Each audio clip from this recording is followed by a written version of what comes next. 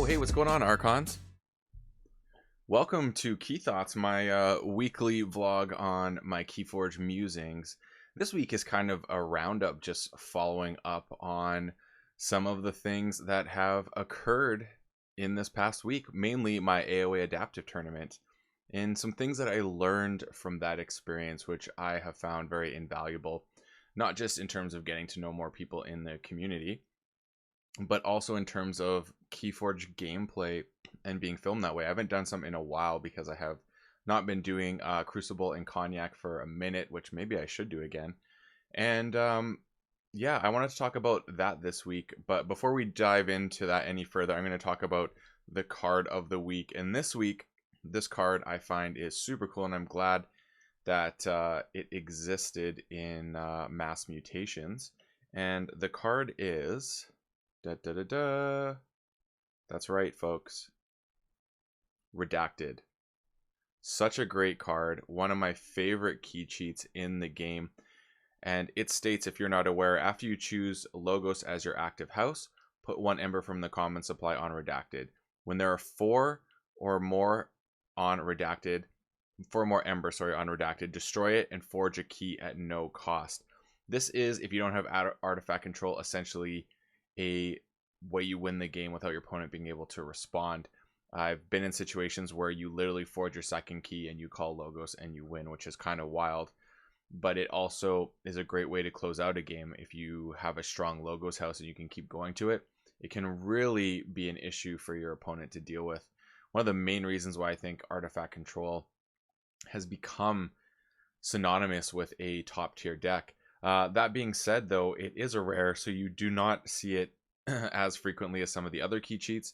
But when you do get it in a solid Logos deck, it can really put in work. I absolutely love it. Definitely one of my favorite key cheats, and such beautiful art in it as well. So on to the topic of the week, which is my musings after playing a week of adaptive AOA, where I actually paired the decks based on houses. So you didn't know what you're getting into, but you did have the privilege of getting to see what was in it afterwards, and then I allowed my guest to decide which deck they were going to kick things off in an adaptive format. First off, one thing that I noticed was my pal Santiago, aka Cansuinar, if I'm saying that correctly. He was one of the last people to go, and he had a phenomenal way of playing the game online where he announced everything he did, all the cards he played, what he was doing. It was really nice, and I got some feedback in the comments that people appreciated that, because when you are playing KeyForge and watching it online, you can't always see what's happening on TCO. So it gave a very strong indication of what was happening in the game and allowed viewers to really take in what was happening. And I'm going to really take that to heart, and I want all of y'all to take it into heart too. If you're playing a game where people are going to be watching you play online, make sure you enunciate your turns. I think it's just going to be good form, especially with IRL KeyForge starting to get more underway. Now, what else did I learn about the adaptive tournament? Well, there's only a couple instances where the decks were a blowout. A lot of the times that was not the case. Both decks were kind of on even keel. And the reason being is because AOA, when you match it up on houses, actually has a nice balance. But there are a couple houses that exist that can create an imbalance. So if you have the ability to create that moment where you're not just playing seal and you open up something randomly, but you can kind of pair things out, you have a really nice gameplay potential that exists with some really fun things. And it was a really great way to dive into AOA again, and I absolutely loved it. It was so much fun. Everyone who participated really enjoyed it and expressed that. And I can't wait to do this again, and it will be with Worlds Collide using French Worlds Collide decks. Yes, I have a box of those that have not been opened, and I would love to do this again. And I'm specifically going to be targeting sets where there can be a house combination that is not desirable, to try and pair things appropriately and give it that feeling of some sort of synergy and balance between the pairings. And I think it's going to be a lot of fun. I'm super excited to test that out further and to get to interact with some more people in the community. So when that happens, I'm probably going to do the next one a little bit differently. Instead of just saying first come, first serve for decks, anyone who's interested can put their name in, and we'll draw names for who gets to play. And then we'll choose decks from there based on the drawing, and I think it'll be a lot of fun. And I'm very excited to keep going down this path of doing this kind of like quote unquote sealed would you rather adaptive. I think it's a great way of getting to play some decks, great way of having conversations with people in the community, and a lot of fun to do. So I'm super stoked about that.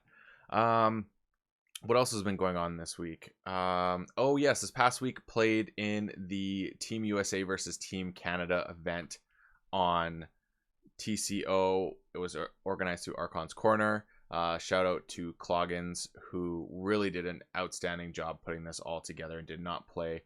We had a really fun tournament. Team USA won, unfortunately, but it was not without good times and wild things happening. There was no restrictions on the deck you could play, so people were net decking and playing some wild stuff that was super fun to see. We played a format which was Red Rover, where you call out a person and then they have to defend that round. And then as a team, you choose who goes up against it. So you have a defender and a challenger. And then the people who are the quote-unquote called out people, they are allowed to have the rest of the team be with them in voice while they play and get to talk them through turns, look for the most ideal plays that could happen. And then the other two people who were challenged basically play against the I'm not sure the terminology to use for challenge of this, but there's basically 3 people per round. There's 2 people from wow, I'm saying this so wrong. There's 3 people on each team that play per round.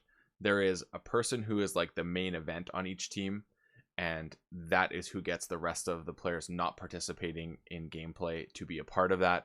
And then you have 2 other people on your team who play against the other person's main event person, and they have their team coaching them against those 2 games. It was really fun to play this, not just because of the fact that it's just a new format that I've never tried before, but it was also fun because of the way we had a team aspect to it. So we would all talk together and you're spectating, you're a part of it. It was really good, and it was really great for finding really high levels of KeyForge gameplay. So again, shout out to everyone at Archon's Corner and Cloggins for putting that on. Spectacular, fun KeyForge event with lots of laughs. That's pretty much going to do it for this week. This is the last Key Thoughts of June, which means that if you wish to become a Patreon supporter and get in on some of those decks, we're almost at being able to do 1 a week. And I'm going to be giving away some. The bag of decks is going strong. And once that's done, maybe we'll do a Would You Rather. So you get to choose which of the 2 decks you want. So if you're interested in becoming a Patreon supporter and supporting at the lowest tier, you get to have an entry into the bag of decks, and it just escalates from there. So if you want to do that, check out the link in the bio to become a Patreon supporter, and also get an entry into the bag of decks draw. So hope you all enjoyed this and got some insight into this little AOA thing I did. Fun, adaptive, sealed, would you rather sort of scenario. And as always, folks, may your ember never be stolen and your keys forged properly. Have a good one.